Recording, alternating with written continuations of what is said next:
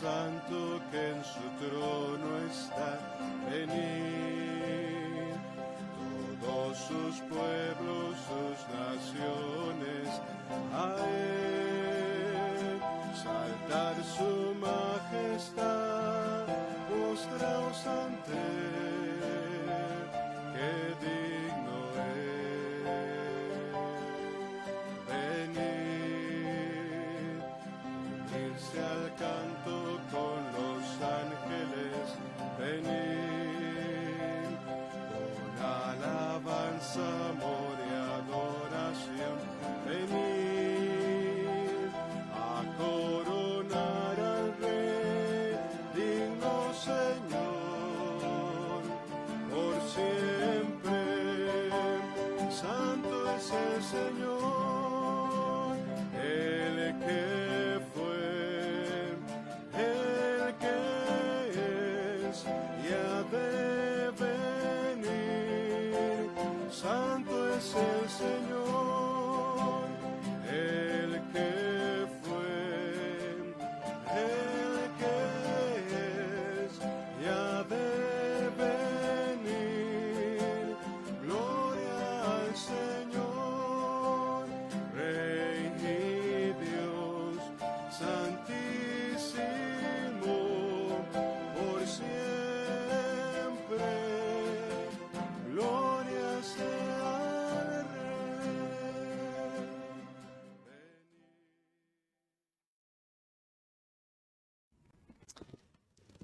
Buenas noches, amados. El Señor les bendiga. Definitivamente creo que la semana pasada, en este Salmo 19, ya me sentí muy apretado de tiempo para poder transmitir aquello que el Señor abría mis ojos, y creo que va a ser importante que el día de hoy retomemos esta parte. Estábamos compartiendo que por asuntos de diferencia de culturas y diferencia de lugares, los orientales y los occidentales tenemos una mente tan diferente. Tal vez es por ello que cuando se hacen las traducciones de la Biblia, esto es algo que definitivamente no quisiera generar ninguna inquietud en ningún hermano, pero estoy convencido que pastores, hermanos estudiosos y todos aquellos que definitivamente tenemos la responsabilidad de ser más profundos en el estudio de la palabra, sabemos que han existido traducciones inclusive incorrectas, han desaparecido, pero tal vez sea más fácil explicarlo de esta manera. Supongamos que usted o yo estudiamos, somos científicos, lo que sea, y redactamos un libro. Y a lo mejor tiene tanto interés que se decide traducirlo a diferentes idiomas. ¿Qué sucedería en ese momento? Y hablando del tema que sea, el libro que fuera. Para comenzar, la diferencia cultural, el idioma, las expresiones idiomáticas. Por otro lado, las palabras. Me da mucha risa cuando utiliza uno lo que en inglés dicen el slang o como aquí que decimos ¿qué húbole? Prácticamente ¿qué húbole? ¿Qué significa? Yo creo que para mí que lo he llegado a utilizar ¿qué hubo? ¿No? O ¿qué hubo? O ¿qué hubo qué? ¿Y cómo se traduce esa palabra a otro idioma?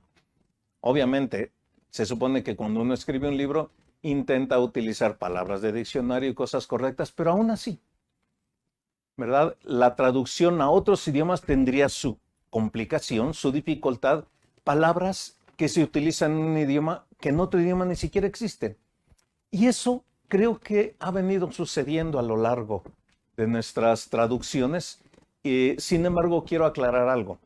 Creo que la esencia de lo que Dios ha querido transmitir a cada país y nación es clara y sencilla. No debemos de tener conflictos en cuanto a las verdades espirituales, pero sí logro, amados, en el estudio entender cómo esto que estamos viendo. ¿verdad?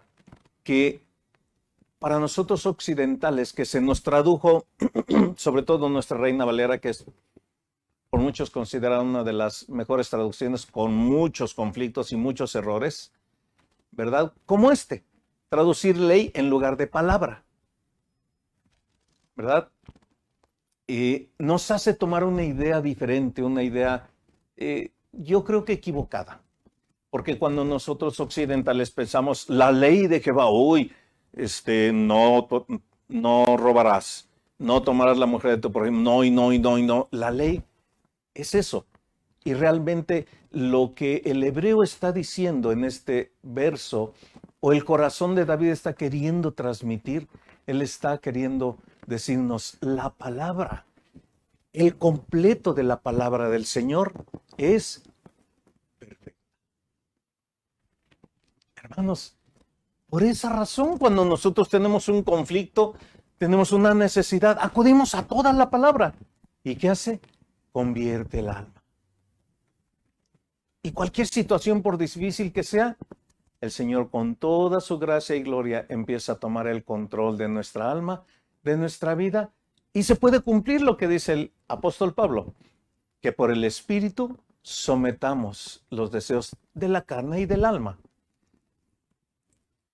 Entonces, solo quiero retomar algunos aspectos de estos versos del Salmo 19, porque, amados, cuando nosotros dejamos de mirar sobre todo la Torah, que era la base, hermanos, la Torah fue la base de toda la palabra que Dios dio para toda la creación de esta tierra, todo el tiempo que esta tierra durara.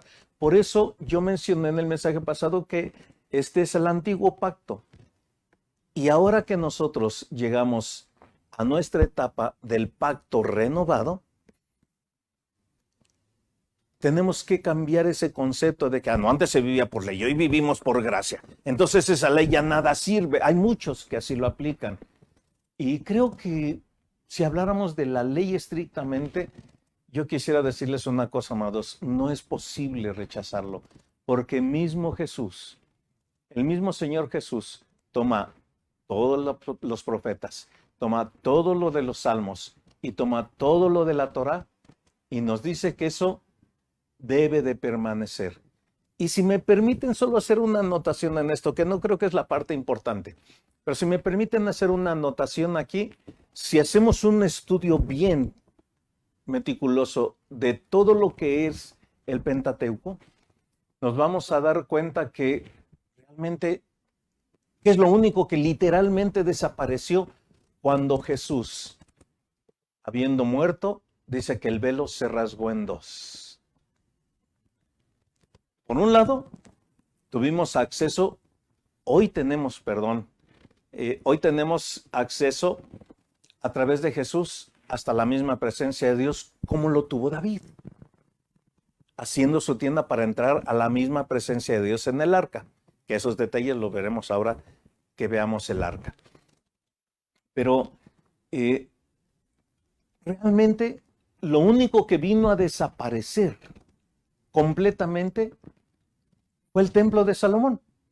Miren, si no hay tienda de Moisés o templo de Salomón y no hay arca, realmente, ¿qué era lo que le daba la relevancia grande a la tienda de Moisés y al templo de Salomón? Era la presencia del arca. En el momento en que en el año 60 el general Tito destruye y el arca, nos marca la palabra que fue puesta en la cueva de Jeremías, ¿verdad? ¿No hay arca? Entonces, ¿qué parte de esta palabra de la Torá o del Pentateuco tuvo que desaparecer? ¿Toda la ley? Hermanos, por favor. Todos los maestros preciosos de cualquier denominación, amados, el Señor nos ha permitido convivir casi con todos. Y todos enseñamos lo mismo. Todos enseñamos, ¿verdad? Que si somos diligentes vamos a ver que todo el Pentateuco es observado por nosotros, solo que hubo una gran diferencia. Allá había que tener ritos y abluciones. Hoy, ¿qué dice Jesús? No robarás, ¿verdad?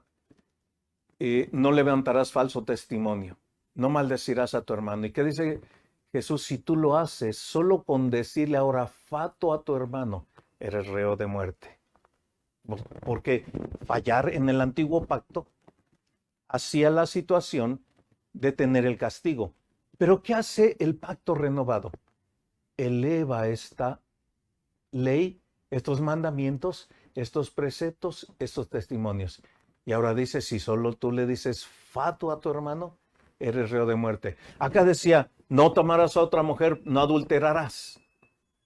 Pero ¿qué dice Jesús? Ahora yo os digo, si miráis a una mujer para codiciarla, ya adulteraste en tu corazón. ¿Se dan cuenta, amados? Realmente, si fuéramos consistentes y quitáramos este mal concepto que tenemos de que el Antiguo Testamento es la ley, ¿verdad? Entenderíamos que de todo el Pentateuco, lo único que desapareció fueron los ritos físicos. Y no me dejarán mentir la mayoría de iglesias y congregaciones. No es cierto que seguimos observando las fiestas que, quiero aclarar, ni siquiera son de Israel, son las fiestas del Señor, así lo manifiesta Él en el Deuteronomio, ¿verdad? Y en todo el Antiguo Testamento, las fiestas del Señor. ¿No es Jesús nuestra Pascua, el Cordero que derramó su sangre? ¿No fue el Pentecostés la promesa de que nos envió al Espíritu Santo para que Él fuera el que nos diera testimonio y nos revelara toda la verdad? ¿No es cuando el Señor quebranta nuestras vidas y nos lleva a la fiesta de la expiación? ¿O cuando nos invita el apóstol Pablo a que comamos la fiesta de los panes sin levadura? Leer la palabra sin que esté contaminada por interpretación humana o por errores que no deben de existir. Las fiestas de las trompetas, cuando Dios siempre anuncia algo nuevo. Realmente, aún todas las fiestas y todo lo que no son los ritos estrictos siguen vigentes, amados. Por eso es que me he dado la libertad de llamar el antiguo pacto al Antiguo Testamento y el pacto renovado al Nuevo Testamento. Si pudiéramos armonizar estas dos cosas, amados, empezaríamos a entender lo que hoy vamos a retomar un poco en este concepto del Salmo de David. Yo quiero asegurarles que todo israelita piadoso, y esto va a ser muy importante porque al regresar a este salmo el día de hoy, amados, quisiera mostrar la diferencia entre el israelita piadoso y el israelita pagano. Y créanme que cuando lo terminemos de ver, espero que podamos ver lo mismo hoy con el cristiano piadoso y con el cristiano carnal, que tiende a parecer más pagano, ¿verdad?, que un cristiano que tiene piedad en el Señor. Pero no quiero juzgar a nadie, por favor, ni quiero asentar nada negativo. Quisiera mostrar realmente cómo en este antiguo pacto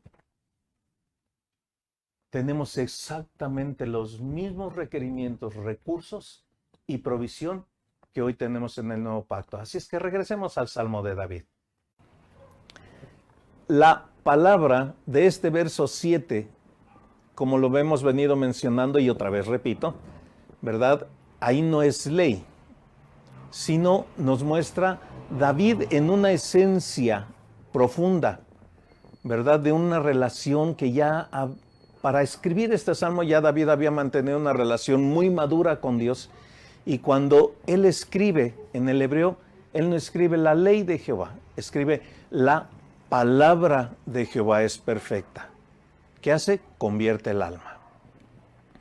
Ahora, para que podamos sumar bien todos los ingredientes, hermanos, de esta parte del Salmo, cada uno de ellos yo sé que, como ya les compartí, les dejo de tarea que ustedes busquen en un diccionario común, que es mandamiento, que es testimonio, que es precepto, y los juicios no hay gran dificultad, eso sí, está entendible inmediatamente. Pero yo les aseguro que una revelación de Dios profunda va a venir a su corazón. Así es que, ¿por qué David dice que la palabra del Señor es perfecta. Y esta perfección logra convertir el alma. Miren, el siguiente ingrediente que nos da es el testimonio. El testimonio del Señor es fiel. Hace sabio al sencillo. Y démonos cuenta cómo precisamente Dios, por ejemplo, si tomáramos a la vida de Abraham, Dios da testimonio de los aciertos de Abraham, pero también da testimonio de los errores. Imagínense lo que significaba tener dos mujeres en la misma casa. Para comenzar, una de la promesa y la otra egipcia, extranjera. Cada una peleando sus derechos, cada una en una situación tan complicada. ¿Cómo le hacía la vida difícil Agar a Sarai? Que llega el momento en que seguramente Abraham debe de haber dicho, creo que es tiempo de salir al campo a dar la vuelta. Pero no me quiero desviar. Dios es fiel en mostrar sus testimonios y en dar testimonio de cómo Él obra en la vida de Abraham, aún con estas dos dualidades, los aciertos y los desaciertos. Pero fíjense qué precioso. ¿Qué hacen los testimonios del Señor? Son fieles y nos dan mucha sabiduría. Hermanos, por alguna razón el Señor dice que los que servimos debemos de ser maridos de una sola mujer. Qué dolor de cabeza, ¿verdad? Sobre todo, mucho más complicado si nos divorciamos y nos queremos volver a casar. Ahora se le suma el adulterio, como muestra Jesús en la palabra, y todo eso genera tanto conflicto, ¿verdad? Que realmente mirar los testimonios del Señor, por muy simples que seamos, por poco estudio o por poca madurez que tengamos, esos testimonios nos van a hacer sabios, por muy sencillos que seamos. Pero por el otro lado tenemos los mandamientos.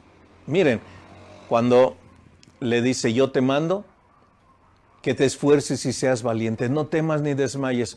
Eso no es la ley, ¿no? Es un mandamiento. ¿Y qué es lo que hacen esos mandamientos? A veces Dios nos manda y nos pide cosas específicas, ¿verdad? Esos mandamientos son rectos.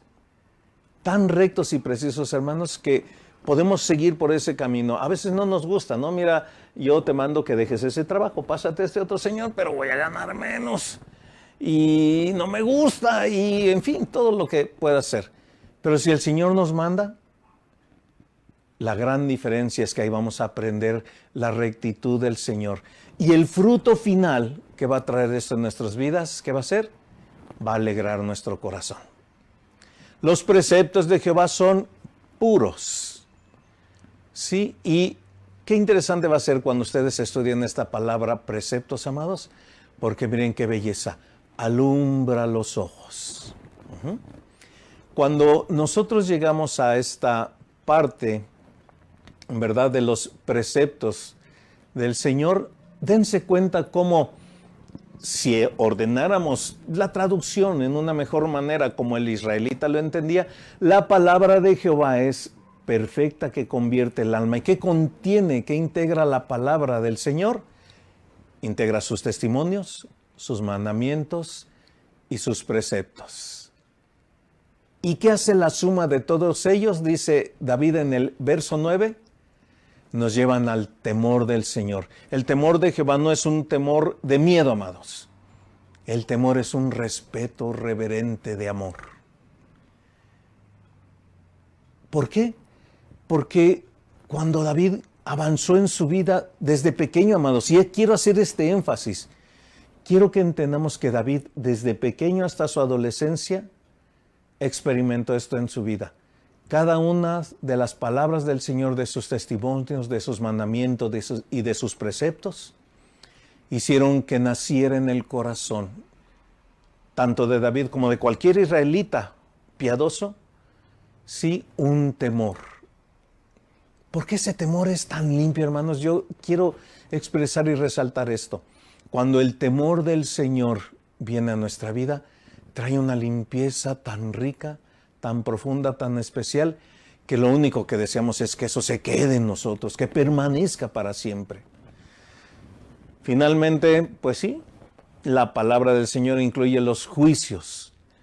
Y realmente cuando tu vida y mi vida tienen que pasar por los juicios del Señor, yo quiero decirles que hay unos juicios que definitivamente son complicados, pero que finalmente, aunque hay juicios que son difíciles de pasar, hay muchas veces que alguno de ellos llega a ser tan difícil en nuestra vida que muchos decimos, no, yo no soporto esto, ya siento que me quiero morir. Pero cuando hemos pasado, cuando Dios ha purificado nuestra vida, cuando Dios nos ha dado gracia y poder para vencer cada una de nuestras áreas, hermanos, no queda otra cosa más que reconocer, Señor, realmente tu juicio era justo. Y yo creo, es más, que no me pagaste como debería de ser mi mal. Todos son verdad y todos son justos. La importancia de esto, amados, es que la conclusión a la que David llega, y yo creo que cada israelita y cada cristiano que tengamos un corazón piadoso, vamos a llegar a este entendimiento. No es posible entenderlo si no nos metemos, como David, a este proceso, el cual desarrollaremos en los siguientes aspectos. Deseables son más que el oro y más que mucho oro afinado. Ya no estamos, es que no hagas esto, no hagas esto. Estamos pensando en una ley que nos prohíbe cosas y que nos trae consecuencias. No, al contrario, decimos, Señor, qué rico y qué delicioso es vivir a la luz de tu palabra. ¿Por qué? Porque cómo deseo y anhelo en estos tiempos difíciles de contingencia estar tan apartado del mal y de todas las cosas que me rodean. Se han convertido en cosas más dulces que la miel. Además, tu siervo es amonestado con cada uno de ellos y cada vez que yo los obedezco y los guardo, yo empiezo a encontrar un galardón que es la cosa más preciosa que puede haber en mi vida. Y hermanos, en esta parte, al concluirla, tenemos que pasar a la siguiente sección, que es David, ver a David como un israelita. No en nuestro enfoque, occidental, sino bajo el enfoque oriental que tenía el pueblo israelita, bajo este entendimiento de cómo no es la ley del antiguo pacto, sino la palabra del antiguo pacto que se trasladó a nosotros, a este nuevo pacto renovado, ¿verdad? Es exactamente la misma. Solamente quisiera abundar en esto un poquito más.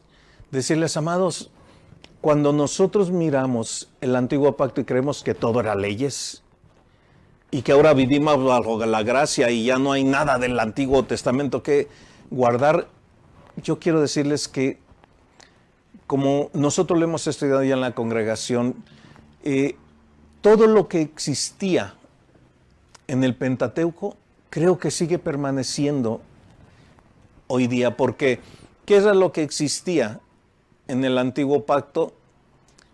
Como la necesidad de guardar toda la ley, o mejor dicho, ¿qué es lo que desapareció? Miren, se tenía la tienda de David o el templo de Salomón, ¿verdad? ¿Qué era lo que le daba el sentido y el valor? El arca. Pero en el momento en que en el año 60 Tito destruye todo el templo de Salomón y desaparece el arca, nos dice la escritura que fue puesta, ¿verdad? En la cueva de Jeremías. Y si ya no hay arca, entonces, ¿qué no puede existir? De toda el Pentateuco, la Torá, lo único que desaparece, amados, son los ritos físicos. Pero anexo a esos ritos físicos, ¿verdad? Ya no se pueden presentar animales, sangre y todo eso, porque además, en el pacto renovado, Jesús es nuestro Cordero. En Él ya muchos de los sacrificios fueron derramados por una sola sangre y no hace falta más. Sin embargo, si somos consistentes en el estudio de la palabra, nos vamos a dar cuenta que todo lo que estaba escrito en el antiguo pacto pasó al nuevo pacto. Como ya mencionamos en muchos otros cursos, y quiero ser insistente en esto, Jesús decía, ¿verdad? No matarás, pero si tú llamas fato a tu hermano, eres reo de muerte. No adulterarás, pero si tú miras a una mujer para codiciarla en tu corazón, ¿qué hizo el Señor? En el pacto renovado, el mismo mandamiento fue elevado. Entonces, las mismas fiestas, ¿no es Jesús nuestra Pascua? ¿No es la fiesta de Pentecostés la venida del Espíritu Santo? ¿No nos dice Pablo que vengamos y comamos los panes sin levadura, una palabra de Dios sin adulterar, sin las opiniones personales de nadie? ¿No estamos esperando la expiación cuando el Señor quebranta nuestras vidas y corazones y nos purifica? Cuando suenan las trompetas y trae un nuevo mensaje, una nueva revelación a su iglesia. ¿Y no estamos esperando la fiesta de tabernáculos cuando nuestro amado Señor regrese a esta tierra y reine por 1000 años? Entonces realmente no desapareció del todo. Como ya lo mencioné, del antiguo pacto al pacto renovado, solo se renovaron algunas cosas. Ya no hacemos ritos y abluciones, pero sí mantenemos la Torá, el Pentateuco tal cual fue escrito, ¿verdad? Simplemente como nuestras leyes, o no pasa eso con nuestras leyes, está nuestra Constitución, y hay artículos que se renuevan, se ajustan a la necesidad actual. Así sucedió entre el antiguo y el nuevo pacto. Por eso, amados, quiero terminar lo que vimos para ver a David como un israelita.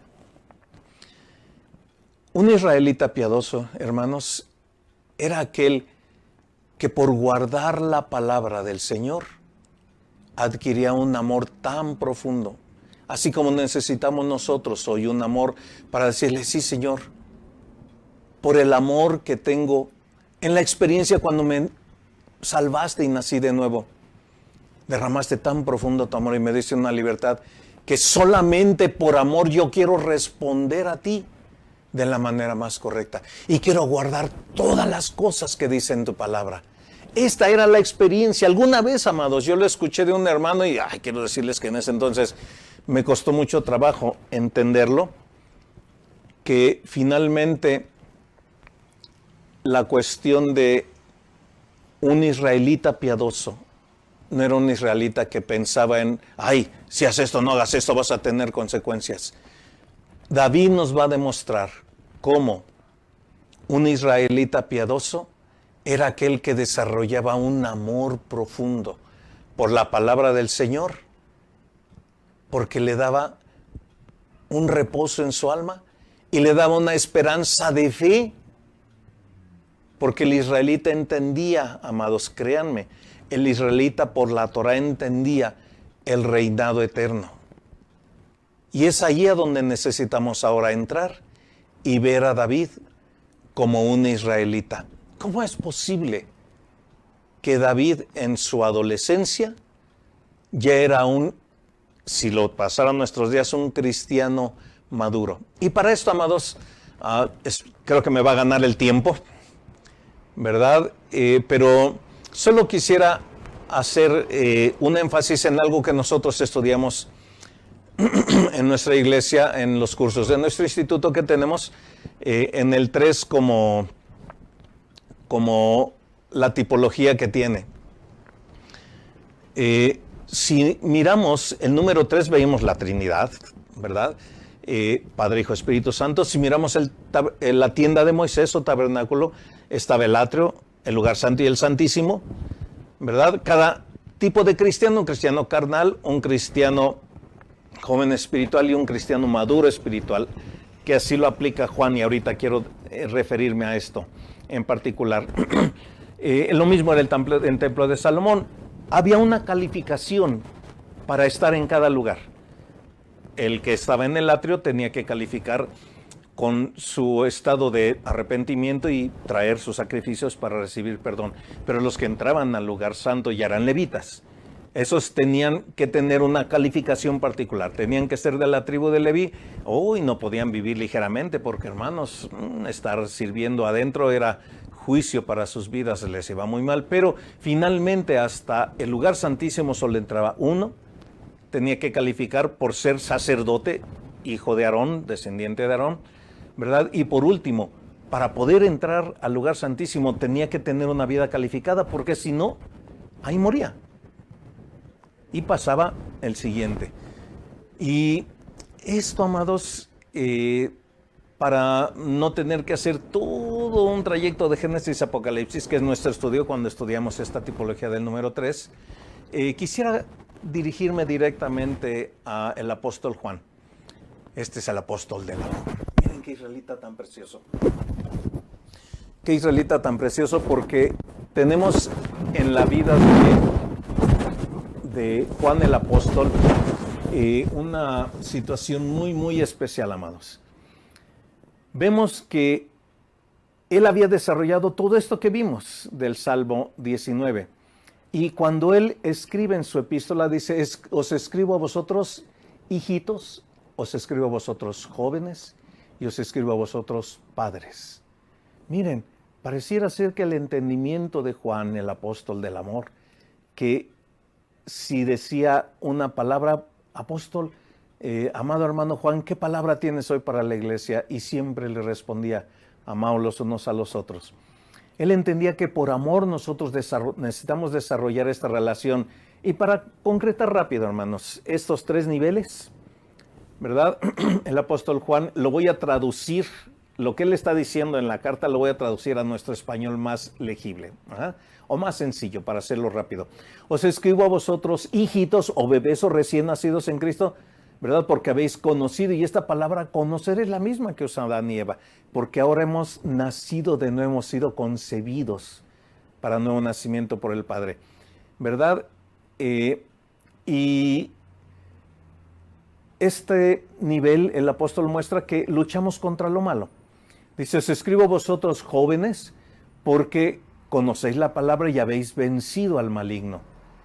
Este es el siguiente nivel de madurez. Y aquí voy a hacer la mención de estos 3 niveles y las 3 áreas con las que se lucha. Finalmente dice, os escribo a vosotros padres porque conocéis, ya es una relación madura al que es desde el principio. Ya conoce el carácter de Dios. Así que el niño espiritual tiene que pelear con lo malo. ¿No llegamos hacia Cristo? Ay, esto es malo, ay, es que el Señor me pide. Pero al joven espiritual le dice, os escribo a vosotros jóvenes. ¿Por qué? Porque conocéis la palabra, ahora ya somos maduros, ya dominamos la escritura. Y eso nos ha dado la gracia y el poder de vencer al maligno. Y esta etapa, amados, el niño es lo malo, el joven tiene que luchar contra lo vano. Y después dice, os escribo a vosotros padres porque conocéis, ¿verdad?, la relación madura del carácter del Padre. ¿Sí? Y es en esta área, cuando hemos madurado como padres espirituales, cuando si los pastores o algún líder en la iglesia, perdón, amados, que yo diga esto, pero no todos los pastores y todos los líderes llegan a ese nivel, porque es un nivel de madurez personal y cada quien lo desarrolla conforme avanza en su vida personal. Así es que no necesariamente todos los pastores han desarrollado todos los niveles, y a veces si ya tenemos los 3 niveles, algún nivel tal vez no ha desarrollado su nivel completo de madurez. Así que si pudiéramos concretarlo así, el niño espiritual tiene que luchar contra lo malo, el joven espiritual tiene que pelear contra lo vano. No voy a hablar de la vanidad porque no creo que es lo que entra aquí, sino yo le doy a llamar a lo vano como lo temporal o pasajero. Comer es temporal, ¿no? Es pasajero, ¿es malo? Yo creo que la mayoría de cosas vanas no son malas, solo son temporales y pasajeras. Pero ya vencimos lo malo, ya hemos vencido al maligno, y cuando pasamos al siguiente nivel, nosotros aprendemos a que teniendo relación con el Señor y su carácter, podemos dejar lo bueno. Es bueno comer, sí, pero a veces decidimos ayunar para buscar su presencia. ¿Es malo ser rico? No. De hecho, si a mí el Señor me hubiera dado esa gracia, yo quisiera ser riquísimo para quedarme con el 10% de todo y todo lo demás, ponerlo a la obra del Señor, pero Él no quiso que fuera yo rico, así es que soy muy feliz como estoy y quiero madurar para tener ese carácter de aprender a dejar lo bueno por amor a Él y para servirle a Él. Así es que vamos a entrar la próxima semana, amados, a esta parte. Vamos a conocer cómo David, ¿sí? A este David como israelita, ¿sí? Llegó en su vida personal muy rápido, amados. Muy, muy, muy rápido. Yo espero que ustedes se asombren junto conmigo. Que ustedes puedan llegar a experimentar lo que mi corazón ha experimentado al desarrollar cada uno de estos detalles personales de la vida de David. Muchas de ellas son cosas que solo están entre líneas, amados. Aunque vamos a ver muchos pasajes, solo quiero decirles que es importante que nosotros entendamos lo que hizo David, porque ¿será que nosotros podemos llegar a padres espirituales en corto tiempo? No, hermano, se requieren años para madurar, pero no se requieren demasiados. ¿Sí? David nos va a demostrar que para la adolescencia él ya era un joven espiritual. Y esta parte yo espero que sea un deleite para nosotros a partir de nuestro próximo mensaje. Oremos al Señor. Padre, danos gracia para ahora mirar la vida de David después de haber puesto toda esta base y estos cimientos, Señor, de nuestro entendimiento como occidentales, que a veces no es tan claro y nos cuesta trabajo entender algunas verdades profundas de tu palabra. Pero, Señor, permítenos solamente profundizarnos en tu corazón para poder mirar, Señor, qué hizo David para poder llegar a ese nivel, Señor, de que siendo un rey hubiera muerto al pararse frente del arca. Pero él calificó, Señor, y necesitamos responder igual que él para poder llegar a ese punto de ser maduros, de ser unos padres espirituales y poder entrar hasta tu presencia y poder ser bendición para otros. En el nombre de Jesús. Amén. El Señor les bendiga, amados.